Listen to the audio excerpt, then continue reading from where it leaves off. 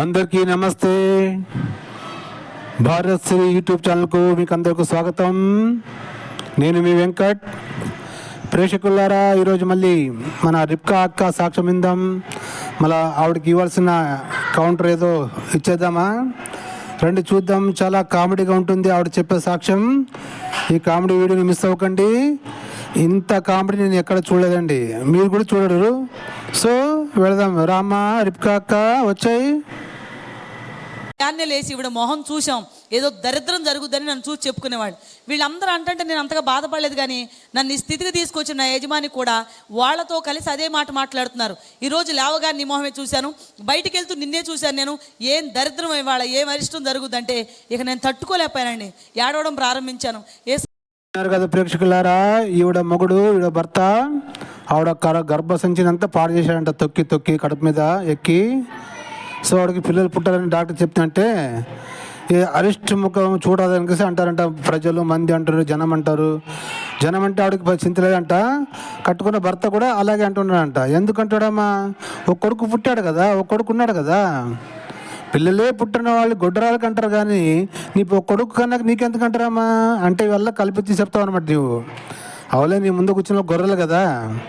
సరే అమ్మా, మళ్ళీ నువ్వు 7వ తరగతి చదివేటప్పుడు 13 ఏళ్ళ పిల్ల కదా నువ్వు మీ నాన్న మీ అమ్మ వాళ్ళు ఇచ్చేటప్పుడు అంత కనుక్కొని ఇవ్వలేదా? మళ్ళీ అంత దేవుని ప్రణాళిక అన్నారు కదా మీరు. అంటే ఏసయ్యకి తెలీదా వాడు ఎలాంటి వాడు, వానికి ఏం రుగ్మత ఉంది అంటే మీ ఏసయ్య నీకు ద్రోహం చేశాడనమాట. అలాంటి మానసిక రుగ్మత ఉన్న వాళ్ళకి నిన్ను కొట్టి కొట్టి నీ కడుపు మీద తన్ని నీ గర్భసంచిని పాడు చేసేవాడి గుణాలు వానికి తెలుస్తలేదు యేసుగానికి. మళ్ళీ వానికి యేసుగానికి తెలిసి మళ్ళీ అలాంటి వానికి నీకు ఇచ్చాయంటే నీ మీద ఎంత పగబట్టాడు యేసయ్య అర్థం చేసుకో. సరేనా ప్రేక్షకులారా, ఇప్పుడు చెప్పే సాక్ష్యం ఇక్కడ ముందు చాలా కామెడీ ఉంటుంది. ఎవరూ నమ్మలేని కామెడీ, ఎక్కడా వినలేని కామెడీ, ఎవరు చూడలేని కామెడీ. ఈ రిప్కా అక్క సాక్ష్యం చూడండి, మరవకండి, చూస్తూనే ఉండండి. రామా, రిప్కా అక్క చెప్పు. అయ్యా, నేను ఈ మాటలు పడలేకపోతున్నాను. ఎందుకు చేసావు నన్ను ఇలాగా? యాక్చువల్గా ప్రశ్న ఎవరిని అడగాలి అసలు? నేను నా యజమాని అడగాలి ఆ ప్రశ్న, ఎందుకు చేసావని. ఆయన్ని అడిగే ధైర్యం నా దగ్గర లేక దేవుడిని అడగడం ప్రారంభించాను. ఎందుకు చేసావు? చిన్నప్పటి నుంచి నేను తప్ప నేను ఎవరిని పూజించలేదు, నేను తప్ప నేను ఎవరిని ఆరాధించలేదు. పిల్లలు లేకుండా గొడ్రాలాగా చేయలేకపోయావా? గొడ్రాలి మొహం ఉదయాలు లేచి చూడొచ్చు అంట, నా మొహం చూడకూడదంట. నేను ఈ మాటలు పడలేదు, నాకు సమాధానం చెప్పాలి. నువ్వు చిన్నప్పటి నుంచి తప్ప ఎవరిని ఆరాధించలేదు, పూజించలేదు, నాకు సమాధానం చెప్పి తీరాలి. ఎందుకు చేసావు నన్ను ఇలాగా? నాకు విన్నారా ప్రేక్షకులారా? యేసును మాత్రమే తప్పక పూజించిందంట. కూడా యేసును వదిలి వేరే వాళ్ళని పూజించలేదంట. అందుకే యెహోవాకు కోపం వచ్చింది. అవునా కదా? యేసును మాత్రం పూజిస్తామా? అక్కడ యెహోవా ఉన్నాడు, పరిశుద్ధాత్మ ఉన్నాడు, వాళ్ళని కూడా పూజించాలమ్మా. నువ్వు యెహోవాని పూజించలేదు, అందుకోసమే ఈ నీకు ఇలా పెట్టాడు. అవునా కదా ప్రేక్షకులారా? యెహోవా దేవుడి గురించి తెలియదు నీకు? అగ్గి లాంటి వాడు. వాడిని నమ్మకపోతే, వాడిని పూజించకపోతే నీ బ్రతుకు బస్టాండ్ చేస్తాడమ్మా యెహోవా దేవుడు. బైబిల్లో భవిష్యత్తుకి తెలియదేం, మరి వేసుకోవడం తెలుసాం నీకు కదా బైబిల్లో. లేదమ్మా, సృష్టికర్త యెహోవా ఉన్నాడు, యెహోవా చెప్పినట్లు వినాలి, యెహోవాని నమ్మాలి, యెహోవాని పూజించాలి. లేదా నీ బతుకు ఇలా బస్టాండ్ అవుతుంది. యేసుగాడు కూడా ఏం పీకలేడు యెహోవా ముందర, తెలుసా? చెప్పమ్మా. గర్భాన్ని ఎందుకు మూసేసావు? నాకు సమాధానం చెప్పాలని ఏడ్చి ఏడ్చి కన్నీరు కార్చి దొర్లి నేను ప్రార్థన చేయడం ప్రారంభించాను. ఎప్పుడైతే నేను ఏడ్చి ప్రశ్నిస్తూ ఏసై పాదాలు పడి ప్రార్థన చేసి అడుగుతున్నానో, ఏసైని నేను ప్రశ్నిస్తూ ఏడుస్తుంటే ఏసై కూడా నాకు ప్రశ్న వేశారండి. పరిశుద్ధ బైబిల్ గ్రంథం ద్వారా సూటిగా దేవుడు నాతో మాట్లాడడం ప్రారంభించారు. యెషయా గ్రంథం 66వ అధ్యాయము 9వ వచనం ద్వారా దేవుడు నాతో స్పష్టంగా మాట్లాడారు. నేను ప్రసవ వేదన కలుగజేసి కనిపింపక మానేదనా అని యెహోవా అడుగుచున్నాడు, పుట్టించు వాడనైన నేను గర్భమును మూసేదనా అని నీ దేవుడు అడుగుచున్నాడు. దేవుడు నాకు ప్రశ్న వేశారు. నేనే పుట్టించే దేవుడిని అయితే వాక్యము రిప్కా అక్క చదివింది ఏమో చదివింది? నేనే సృష్టించేవాడిని అయితే అంటే, పుట్టించేవాడు అయితే నేను ఎందుకు గర్భం మూస్తానని అంటున్నాడు. అంటే వాడు సృష్టించలేదని ఆవిడనే చెప్తుంది. యెహోవా కానీ యేసు కానీ వానికి పుట్టించే శక్తిని లేదని వాడే చెప్తున్నాడు. అవును, ఆవిడనే చెప్తుంది. అవునా ప్రేక్షకులు బాగా విన్నారా? వెళ్ళుకుంటే మళ్ళీ ఒకసారి వీడియో రీచ్ చేసి చూడండి. ఆవిడ చెప్తుంది, నాకే పుట్టించే శక్తి ఉందంటే నేను ఎలా నీ గర్భం నాశనం చేస్తాను అంటున్నాడంట వాక్యం ద్వారా. అంటే వానికి పుట్టించే శక్తి లేదని ఆవిడ చెప్తుంది. ఓకేనా? చెప్పు బాగుంది. యేసయ్య నువ్వు గర్భాన్ని మూసే దేవుడు కాకపోతే నా గర్భాన్ని తెరవాలి. మనుషులందరూ నన్ను చూసి నవ్వుతున్నారు, కనికరించి నువ్వు ప్రశ్న వేసావు, అయితే నాకు జవాబు కావాలి. నేను గర్భాన్ని మూసే దేవుడిని అన్నావు, నువ్వు ప్రశ్న వేసిన దేవుడు నాకు జవాబు ఇవ్వు. గర్భాన్ని మూసే దేవుడు కాకపోతే మరి నా గర్భాన్ని తెరవాలి. మనుషులందరూ కాదమ్మా రిబ్కా, యేసయ్య చెప్పాడు కదా వాక్యం ద్వారా యోహాను సువార్తలో, నాకు పుట్టించే శక్తి ఉంటే గర్భం మూసే శక్తి నాకు ఎక్కడికి వస్తుందంటే చెప్పాడు కదమ్మా. మళ్ళీ నువ్వు అదే అడుగుతున్నావాన్ని చెప్పు. నవ్వుతున్నారు, కనికరించి ప్రభు అని ఏడ్చి ఏడ్చి ప్రార్థన చేస్తుంటే యేసయ్య నా ప్రార్థన ఆలకించాడు. మన యేసయ్య ప్రార్థన ఆలకించు దేవుడు గనక నా ప్రార్థన కూడా ఆలకించారు, నన్ను గర్భవతిగా ఆశీర్వదించారు. ఈ విషయం తెలుసుకుని నేను ఇంట్లో వాళ్ళకి చెప్పాను, ఎవ్వరూ నమ్మలేదు నా మాట. నీకే ఏమమ్మా రిబ్కా అక్క, యేసుని గర్భం తెరిచాడా? అదేలాగా యేసు గర్భ తెరవడం అవకాశం లేదు కదా. గర్భం చేయాలన్నా గర్భం తెరవాలన్నా ఓన్లీ పరిశుద్ధాత్మ. నువ్వేంటమ్మా, మీ ఇంట్లో ఎవరు నమ్మలేదేంటమ్మా? ఇజ్రాయెల్ దేశంలోనే పవిత్రాత్మ పరిశుద్ధాత్మ వల్ల గర్భవతి ఏంటంటే ఎవరు నమ్మలేదు. వాడు యేసుగాడు ఒక లంజకు పుట్టాడు, వాడు ఒక మిండగాడికి పుట్టాడు, రోమన్ సైనికుడు అయినటువంటి ప్యాంతరేనా అని వాడికి పుట్టాడని కలిసి వాళ్ళే చెప్తున్నారు అక్కడ, వాళ్ళే నమ్మలేదు వాడిని. ఇంకా నువ్వు చెప్తుంటే ఎవరు నమ్ముతారు కదా ప్రేక్షకులారా? అక్కడ ఇజ్రాయెల్లోనే యేసుగా నమ్మలేదు పుట్టాడంటే, దేవుడు గర్భం ఇచ్చాడంటే పుట్టలేదు, నమ్మలేదు ఎవరు. దేవుడు గర్భం ఇచ్చిన ఆవిడకి మేరీకి, ఆవిడొక లంజ రోమన్ సైనికుడు ప్యాంతరేనా అనేవాడితో అక్రమ సంబంధం పెట్టుకుని యేసుగానే పుట్టించుకున్నదానికే చెప్పారు, వాళ్ళే నమ్మలేదు. ఇంక నేను మాటలు ఎవరు నమ్ముతారమ్మా చెప్పమ్మా. ఏదో అనుమానం అన్నారు. సరే వీళ్ళు నమ్మకపోయాను. హాస్పిటల్కి వెళ్ళి డాక్టర్ గారు చెప్పారు, మేడం ఒకసారి నన్ను చెకప్ చేయండి మేడం అని. ఎందుకు అన్నారు. నేను ప్రెగ్నెంట్ మేడం అన్నాను. ఇంపాసిబుల్, నీకు ప్రెగ్నెంట్ ఏంటి, ఆల్రెడీ నీ గర్భసంచి పాడైపోయింది, మళ్ళీ ప్రెగ్నెంట్ ఏంటి, డౌట్ అమ్మ నీకు అన్నారు. లేదు మేడం, ప్లీజ్ మేడం ఒక్కసారి మేడం నన్ను చెకప్ చేయండి అంటే ఏదో నా బాధ తట్టుకోలేక రిపోర్ట్కి పంపించింది ఆవిడ. రిబ్కా బహుశా డాక్టర్ తెలియదేమా, పరిశుద్ధాత్మ గర్భవతి చేస్తాడానికి ఆవిడకి తెలియదు పాపం, అందుకోసమే అలా అని ఉంటుందిలే. నువ్వు చెప్పాల్సింది ఎలా, మీరే అయితే ఎలాగో చెప్పలేదు ఇజ్రాయెల్ దేశంలో పరిశుద్ధాత్మ వల్ల నాకు గర్భం వచ్చింది అనేసి ఎవరు ముందే చెప్పలేదు. నీవనే చెప్పలేదు కదమ్మా, నాకు మొగుడు ద్వారా ద్వాలేదమ్మా, పరిశుద్ధాత్మ దేవుడు ఇచ్చాడు, నాకు దేవుడు గర్భం చేశాడు అనేసి చెప్పాలమ్మా. దేవుడిని నేను వేడుకున్నాను, దేవుడు నన్ను గర్భవతి చేశాడు అనేసి చెప్పాలి డాక్టర్కి, అప్పుడు నమ్ముతుంది ఆవిడ కదా ప్రేక్షకులారా. పంపిస్తే తిరిగి రిపోర్ట్ ప్రెగ్నెంట్ అని వచ్చింది. అంతకంటే ఆశ్చర్యకరమైన విషయం, సంతోషకరమైన విషయం ఏమిటంటే నెలలు నిండాయి, దేవుడు మరలా చక్కని మగబిడ్డను ప్రసాదించారు. బాబు పుట్టాడండి. నాకు చిన్న కొడుకు పుట్టినాక కరెక్ట్గా 3 నెలలకి నాకు 18 ఏళ్ళు వచ్చినాయి. ఇంకా నాకు 18 ఏళ్ళు రాలేదు అప్పటికి. బాబు పుట్టేటప్పటికి నాకు ఇంకా 18 ఏళ్ళు రాలేదు. బాబు పుట్టిన 3 నెలలకి నాకు మైనార్టీ తీరింది, 18 ఏళ్ళు వచ్చినాయి. దేవుని స్తోత్రం చెప్దాం. అంటే దేవుడు మైనార్టీ తీరక మునిపే నాకు 2 కొడుకులు ఇచ్చాడు. చాలా సంతోషపడ్డాను నేను. సంతోషం అంటే నాకు 2 కొడుకులు పుట్టేశారని కాదు, ఆయన ఏదైతే కోరుకున్నారో అలా జరిగింది కనుక ఇక నన్ను చాలా బాగా చూసుకుంటారని సంతోషపడ్డాను నేను. ఒరే పిచ్చి ముండ పాస్టర్ కొడుకుల్లారా, వినండ్రా రిబ్కా అక్క చెప్పిన సాక్ష్యము విన్నారు కదరా. హిందూ ధర్మంలో బాల్య వివాహం ఉంది. ఈ బ్రిటిష్ లంజకుడికి వచ్చినప్పుడే క్రిస్టియన్ మిషనరీ వచ్చినప్పుడే మెజారిటీ మైనారిటీ అనే గురించి తెలిసింది అని చెప్పారు కదరా. మళ్ళీ ఇక్కడికి రిబ్కా అక్క చిన్నప్పుడు ఉంటే చర్చికి పోతుంటే క్రిస్టియన్ అయినప్పటికీ 13 ఏళ్ళకి మైనారిటీలో పెళ్లి చేశారు కదరా లుచ్చా. ఇదే రామి క్రైస్తవం నేర్పింది. లుచ్చా కొడుకులు. చెప్పండి రా దీనికి ఆన్సరు, చెప్పాము నువ్వు చెప్పు. ఆశించిన మార్పులు ఏమి రాలేదు కానీ క్రొత్త మార్పులు వచ్చాయి. ఏంటి క్రొత్త మార్పులు అంటే ఆయనకున్న పరిస్థితిని బట్టి ఎక్కడికైనా బయటికి వెళ్ళిపోవడం. 2 లేక 3 రోజులు ఇంటికి వచ్చేవారు కాదు. పోనీ వెళ్ళేటప్పుడు అమ్మ నేను పలానా చాటకు వెళ్తున్నాను, మళ్ళీ వస్తానో నాకు చెప్పాలి కదా. ఎప్పుడూ చెప్పరు, ఎక్కడికి వెళ్తారో తెలియదు, ఎప్పుడు వస్తారో తెలియదు. మా అత్తగారికి మామయ్య గారికి ఒక 60 సంవత్సరాల వయసు దాటిపోయిందండి. వాళ్ళు ఏమన్నారంటే ఎంతకాలం నేను ఇలా పోషించాలి, మేము నిన్ను నీ పిల్లలు పోషించడం మాకు కష్టమైపోతుంది. వాళ్ళు పెద్దవాళ్ళు అయిపోయారు, ముసలి వాళ్ళు. హాస్పిటల్కి వెళ్ళాల్సి వచ్చేది పిల్లల కోసం. వీడికి జ్వరం వస్తే వాడికి వాంతులు అయితే వీడికి మోషన్స్. హాస్పిటల్కి తీసుకెళ్తే ఫీజులు, మందులు, ఛార్జీలు. ఇంత వింతగా చెప్తున్నావు, హాస్పిటల్కి ఎందుకు వెళ్తున్నావు? ఏం మీ యేసయ్య ప్రార్థన చేస్తుంటే నయం చేయడా? ఎంతమంది పాస్టర్లు వారి ప్రేయర్తోని మంచి మంచి రోగాలు తగ్గిస్తున్నారు, క్యాన్సర్ తగ్గిస్తున్నారు, చచ్చిన వాళ్ళు చెప్తున్నారు కలిసి నీవే చూస్తున్నావు పాస్టర్లో. మరి మీ యేసయ్యని ప్రార్థన చేసేపంటే అని తగ్గుతావు కదా, మళ్ళీ హాస్పిటల్కి ఎందుకు వెళ్ళే సిగ్గులేదా నీకు? అంటే యేసయ్యని అవమానిస్తున్నావు నువ్వు. అవునా ప్రేక్షకులారా, కరేమా నిజం కదా? ఈవిడ యేసయ్యని అనుమానిస్తుంది, నా నమ్మకం లేదు యేసయ్య మీద. అందుకోసమే పిల్లలు తీసుకొని హాస్పిటల్కి వెళ్తుంది, డాక్టర్తో ఫీజులు కడితే డబ్బు కడుతుంది. విన్నారా? ఇక్కడ ఏం చెప్తారు గొర్రెలకి?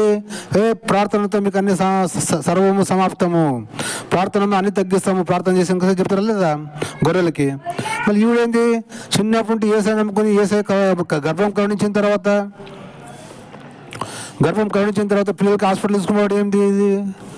ఎంత వింతగా ఉంది ఇది చెప్పేది, అవునా కదా? గొర్రెలు అర్థం చేసుకోండి, మిమ్మల్ని గొర్రెలు చేయడానికి మతం మార్చడానికి ఇన్ని పన్నాగులు పన్నినా కూడా వాళ్ళే దొరుకుతారు. వాళ్ళ సాక్ష్యంలో వాళ్ళే ఎంత అవివేకులు, ఎంత వెధవులు అనేది వాళ్ళే చెప్పుకుంటున్నారు. మీరు అర్థం చేసుకుంటారా గొర్రెల్లారా? వాళ్ళు వేసుకోవడం ఏం పీకైతే సచ్చేయలేదు. మీకు ఏం రోగం వచ్చినా హాస్పిటల్కి పోవాల్సిందే. ఏ పాస్టర్ లంజా కొడుకు నేను ప్రేర్ చేసి తగ్గిస్తా అంటే ఆ పాస్టర్ గారిని పిలుచుకుంటాండి. నాకు ఇప్పుడు హాస్పిటల్లో ఎంతమంది క్యాన్సర్ పేషెంట్లు ఉన్నారు మా భారతదేశంలో, అక్కడ తీసుకుమారుతాను మనం ప్రేర్ చేసుకొని ఆరాం చేయని చెప్పండి. నయం చేశానంటే నేను కేసీఆర్గా మారిపోతాను. రైటా? చెప్పమ్మా, నువ్వు చెప్పమ్మా. అప్పట్లోనే 18 సంవత్సరాల క్రితం విషయం ఇది. అప్పట్లోనే వారానికి 500 అమ్మ, వారానికి 500 మేము ఇవ్వలేం కానీ నీ తిప్పలు నువ్వు పడని 2 గిన్నెలు నాకు ఇచ్చి వేరే వండుకోమన్నారు. వేరే వండుకోవడానికి సరుకులు లేవు, సరుకులు తెచ్చుకుంటాక డబ్బులు లేవు. అమ్మకి చెప్తే పుట్టింటికి వెళ్ళిపోతామంటది. ఎవరికైనా చెప్తే అమ్మకి చెప్పేస్తారు, ఎవరికి చెప్పకుండా. సంఘానికి వచ్చి సంఘంలో ఉన్న సంఘ సభ్యులకు చెప్పాను, అమ్మ నా పరిస్థితి అంతా మీకు తెలిసి మీరు చూస్తున్నారు, నన్ను వేరే పెట్టేశారు వాళ్ళు, ఇప్పుడు నేను ఎలా బ్రతకాలి, నా పిల్లలకి ఎలా వండి పెట్టుకోవాలి, కనుక నాకు చిన్న సహాయం చేస్తారా అన్నాను. ఏంటమ్మా అన్న, పొలం పనులకు వెళ్తారు కదా మీరు, నన్ను కూడా తీసుకెళ్ళండి అన్నాను. అమ్మో మీకు అలవాట్లేదు కదండి అన్నారు. అలవాట్లేదమ్మా, అవసరం ఉంది, మీరు ఏ పనికి వెళ్ళినా వస్తాను, నన్ను తీసుకెళ్ళండి అన్నాను. వాళ్ళు అన్నారు ఊడుపులకి వెళ్తున్నామండి వస్తారా అన్నారు. వస్తాను. ఎన్నింటికి వెళ్ళాలి? 9ంటికి అండి. ఇంటికి ఎన్నింటికి వస్తాం? 5ంటికి అన్నారు. పెద్ద కొడుకు నడుస్తున్నాడు, చిన్న కొడుకు 3వ నెల పిల్లడికి పాలిచ్చేసి మా అత్తగారి చేతికి ఇచ్చి, అత్తయ్య నేను పొలం వెళ్తున్నాను, సాయంత్రం 5ంటి వరకు ఇంటికి రానంట, అప్పటి వరకు పాలు దాక్కుండా బాబు ఉండలేడు, ఎలా ఆపుతావో ఆపు అని చెప్పి బాబునిచ్చేసి వెళ్ళిపోయేదాన్ని. తీరా నేను చేను గట్టి మీకు నిలబడి చూస్తే మీరు నమ్మండి నమ్మపోండి, కనీసం బట్టలు మడుచుకోవడం కూడా చేత అవట్లేదు అందులోకి వెళ్ళాక. సరే మొత్తానికి గట్టి మీద నిలబడి చూసి మొత్తానికి అందులో దిగితే ఇంత లోతు నీళ్లు, మట్టి, బురద. ముందుకు నడవే నా పని అంతా మాత్రంగా ఉంది. దిగి ముందుకు నడవలేకపోతున్నాను రా నాయన నేనంటే, దిగి వెనక్కి నడిచి రమ్మన్నారు అందులో వాళ్ళు. మొక్కలు కూడా వెనక్కి నడిచి పెట్టమన్నారు. ముందుకే వెళ్ళలేకపోతున్నాను. నేను ఎప్పుడు చేలోకి అడుగు, నా లైఫ్లో నేను చేలోకి వెళ్ళలేదు. కాలు జారి పడిపోతుంటే వాళ్ళు నన్ను చూశారు. ఏమంటే మీకు ఈ పని రాదు, మాకు అర్థమవుతుంది, రైతులు వస్తే మరి మేము చెప్పాలి కదా, పని చేసుకోవడానికి అమ్మాయి వచ్చింది తప్పదని. నారుకట్టలు అక్కడ ఉన్నాయి, నారుకట్టల దగ్గర నిలబడండి. మీరు యేసుప్రభు పాటలు పాడతారు కదా, పాటలు పాడుతూ నారే తెలిసింది కదా కష్టపడి పనిచేసేది ఎలా ఉంటుందో. ఈ కష్టపడి వచ్చిన కూలి నాలి చేసుకునే జనాలతోని మతం మార్చి ఈ పాస్టర్ లంజా కొడుకులు దశమభాగం లాగి కూర్చుని తిని గుద్ద బలిసి కొవ్వు బలిసికేసి ఎలా పాడు చేస్తున్నారో జనాన్ని చూసావా? నా కొడుకులు పొలం దిగి పని చేయమని చెప్పు, ప్రజల్ని దొంగ సాక్ష్యాలు చెప్పి మతం మార్చి వాళ్ళ కష్టంలోని 10% 20% డబ్బులు లాక్కుని తింటున్నారు. వాళ్ళ పెంట తింటున్నారు లంజా కొడుకులు. అర్థమైందా? నీవు కష్టపడమ్మా. ఆ తర్వాత ఇదేం చర్చికి వెళ్తే సంఘానికి వెళ్తే అంటే ఇంకా అక్కడ ఎవరో ఒకడు చూసుకుంటాడు నేను, అవు కదా, అందుకే కష్టపడవు. ఏ కష్టం రాదు, కష్టపడాలమ్మా. ప్రతి ఒక్కటి నేర్చుకోవాలి. ఊరికి ఏది రాదు, ఊరికి వచ్చేది తెలుసా? మీ పాటల్లో లాగుతున్నారు కదా దశంభాగం, అదే వస్తుంది. దీనికి నేను దానికి అలవాటు పట్టి ఇప్పుడు సాక్ష్యాలు చెప్తున్నావు డబ్బులు తీసుకునేసి. అవునా? చూడు సాక్ష్యాలు. నీ కథ ఉంది లింగా. ప్రేక్షకులారా విన్నారు కదా, కష్టపడి పనిచేసే కూలీలతోని వీళ్ళు మతం మార్చి డబ్బులు దోచుకుని దేవుని పేరు మీద 10% 20% డబ్బులు లాగి కొవ్వు బలిసి గుద్ద బలిసి కొట్టుకుంటున్నారు నా కొడుకులు భారతదేశంలో. ఈ నా కొడుకుల్ని మన భారతదేశం నుండి ఎండగట్టి పంపించాలి. ఎందుకంటే ఇది మన భారతదేశం. హిందువుల్ని మతం మార్చారు లంజా కొడుకులు, క్రిస్టియన్ ముస్లిం దగ్గర పోరు. అర్థమైందా? చెప్పమ్మా, నువ్వు చెప్పమ్మా. ఏంటండి సాయంత్రం వరకు అన్నారు. సాయంత్రం వరకు వచ్చిరని పాటలన్నీ పాడేసి నారు కట్టలు వాళ్ళ వెనకాల పడేసి సాయంత్రం 5 గంటలకు నేను ఇంటికి వెళ్ళేటప్పటికి ఇంటి దగ్గర పరిస్థితి మాత్రం దారుణంగా ఉండేదండి. ఎందుకు నేను దారుణం అన్నానంటే, నేను 9ంటికి వచ్చేదాన్ని పొలం, వీడు 10ంటికి ఏడుపు మొదలెట్టేవాడు అంటే పాల కోసం. గొక్కబట్టి ఏడుస్తుంటే 3 నెలల పిల్లోడిని 5ంటి వరకు పాలు దాక్కుండా ఆపడం కష్టం కనుక పటిక బెల్లం తీసుకొచ్చేసి నీళ్ళల్లో నానబెట్టేసి దూది పట్టుకుని ఉదయం 10 గంటల దగ్గర నుంచి సాయంత్రం 5 గంటల వరకు పటిక బెల్లం నీళ్ళు పోసేవాళ్ళు. తాగి తాగి తాగి గొక్కబట్టి ఏడుస్తుండేవాడు. బాబుని వెళ్ళేటప్పటికి వీధి చివరికి వినపడేది వాడు ఏడుపు. పరిగెత్తుకుంటూ వెళ్ళిపోయి కడుపు నిండా పాలిష్ చేస్తే అయితే వాంతులు, లేకపోతే మోషన్స్. అదమ్మా రిప్కాక, ఇంతలా జరుగుతుంటే నీ గర్భాన్ని ఇచ్చిన నీ యేసుగాడు మళ్ళీ ఇంతలా జరుగుతుంటే నీ అబ్బాయి ఏడుస్తుంటే మళ్ళీ వాడు ఏం పీకుతున్నాడు? ఎక్కడ పోయి దాక్కున్నాడు వాడు? మళ్ళీ ఇప్పుడు ఏం పీకట్లేదు వాడు. నీ గర్భసంచినే ఇచ్చినోడు, గర్భాన్ని చేసినోడు నీకు పాలు ఇవ్వలేడా నీ అబ్బాయికి? విన్నారా ప్రేక్షకులారా ఎంత అబద్ధం ఇదే వాడు చెప్తున్నది? అన్ని అబద్ధాలే. పబ్లిక్ని సెంటిమెంటల్గా ఫూల్ చేయాలి. పబ్లిక్ లోపల సెంటిమెంట్ వచ్చేలా, వాళ్ళకి కనికరం వచ్చేలా సాక్ష్యం చెప్పి వాళ్ళ మతం మార్చాలి, గొర్రెలుగా మార్చాలి. ఇది వీళ్ళ టార్గెట్. మళ్ళీ నీ కుర్రోడు ఏడుస్తుంటే నువ్వు పటిక బెల్లం నీళ్ళు దాపుతుంటే మళ్ళీ ఏసువాడు ఏం పిక్తున్నాడు అమ్మా? మళ్ళీ వాడు వచ్చి పాలు చేయొచ్చు కదా. వాడు గుక్కు పట్టి ఏడుస్తుంటే ఆపచ్చు కదా. వాడు దేవుడు వచ్చి కలిసి వాడిని సంతోషంగా పెట్టచ్చు కదా. పోనీ నువ్వు దేవుని నమ్ముకున్నావు కదా, నీకెన్ని మీ దేవుని నమ్ముకుంటే ఎన్ని కష్టాలు నీకు ఎందుకు పెట్టాడు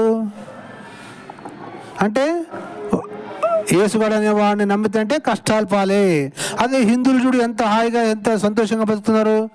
వాళ్ళు ఏ దేవునైనా ఆరాధిస్తారు, ఏ గుడికైనా పోతారు, ఆంజనేయ స్వామి గుడికి పోతారు, పరమేశ్వర గుడికి పోతారు, రామ గుడికి పోతారు, కృష్ణ గుడికి పోతారు, దుర్గామాత గుడికి పోతారు, ఏ గుడికైనా పోతారు. వాళ్ళు అంత హ్యాపీగా ఉన్నారు. నీలాగా ఇంత దరిద్రమైన జీవితం ఎలా వచ్చింది? యేసుగారిని నమ్ముకుంటే ఇలా దరిద్రమైన జీవితం వస్తుంది అని చెప్తుంది. అవునా? నువ్వు చెప్పు. హాస్పిటల్కి తీసుకెళ్తే డాక్టర్ గారు నన్ను తిట్టేవాళ్ళు, కానీ పిచ్చి కానీ పట్టిందేంటమ్మా? పిచ్చా నీకు ఇప్పుడు 3వ నెల. నువ్వు తెలియక చేస్తున్నావా? పొలం వెళ్ళి వచ్చానని చెప్తావేంటమ్మా? తలకు గొడ్డలేదు, చెవులో దూదు లేదు, కాళ్ళకు చెప్పులు లేవు, పైగా పొలం వెళ్ళి వచ్చానన్నావు. అసలు నీకు భయం ఉందా?